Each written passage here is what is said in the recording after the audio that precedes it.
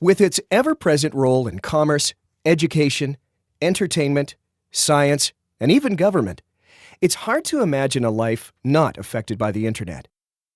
But what is it? The Internet is open. No one is in charge, yet anyone can contribute, and everyone can benefit.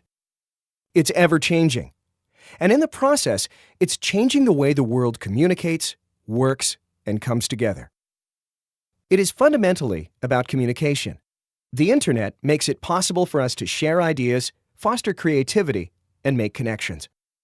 In simple terms, it's a network of computers connected to each other. A network of networks, actually. It's a system of hardware and software that spans the globe, connecting computers, devices, and people. This is all possible because of open standards that allow computers and networks to speak to each other the world over, to work together, and to securely share information. In the end, it's this sharing that holds the promise of the Internet, one of future collaboration and boundless imagination. The Internet is worldwide. It empowers us. It liberates us. It is us. And this is our Internet.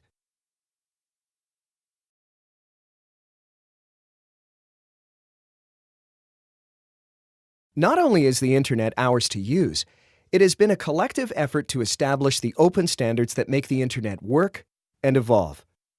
One organization dedicated to creating and maintaining the open standards that make the Internet work is the Internet Engineering Task Force, or IETF.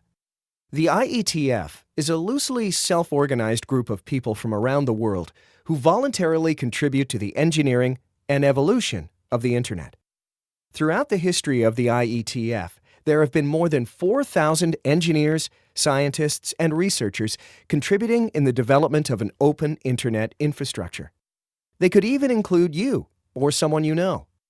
You can participate simply by subscribing to one or more of the IETF mailing lists at www.ietf.org. Don't worry, there are no fees, no strict membership requirements, there's no secret handshake, although that would be pretty cool. What you will find is a strong commitment and mutual curiosity about the Internet's possibilities and potential, where it could take us tomorrow or 10 years from now. The IETF's mission includes proposing solutions to pressing operational and technical issues with the Internet, and specifying standards that keep the Internet open, viable, secure, useful, efficient, and convenient. In other words, the IETF helps make the net work. IETF's participants do this by joining working groups, of which there are more than 100. Most of the work is conducted via mailing lists and by drafting suggestions and ideas.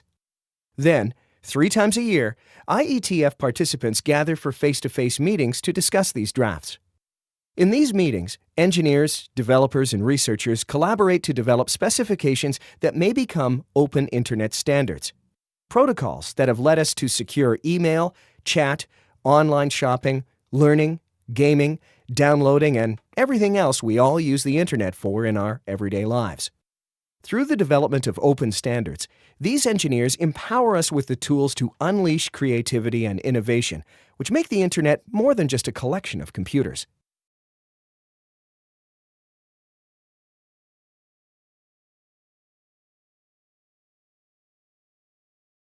The IETF reviews and establishes open Internet standards by using documents called Request for Comments, or RFCs. When an individual or group introduces an idea or identifies an issue, the discussion and eventual solution is published as an RFC. Anyone can submit a proposal for an RFC. The list of RFCs submitted over the years tells the history and the evolution of the Internet. For example, RFC 1 was written in 1969, a momentous milestone in the path that led us to the Internet as we know it today. Since then, there have been more than 6,000 requests for comments, many that lead to the Internet standards that enable and facilitate everyday activity, such as email. Today, more than 3 million emails are sent every second. Chat and video conferencing. It is estimated that by 2013, 75% of all organizations will use teleconferencing to do everyday business. Downloads. Mobile devices alone download millions of apps a day. And of course, all of this has to be done securely. And that takes even more open Internet standards. What's the next big Internet thing? The answer may depend on the next big idea and all the RFCs that describe it.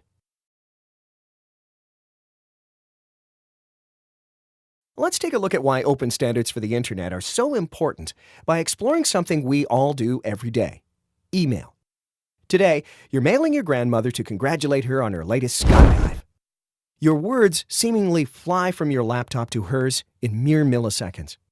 What really happens is your email gets minced into packets of information, takes one of several routes to your email server, then to your grandmother's email server, and almost magically gets reassembled on your grandmother's computer. But it's not magic. It's open standards. The simple act of emailing requires many open standards to recognize, parse, transport, route, connect, deliver, and display your message.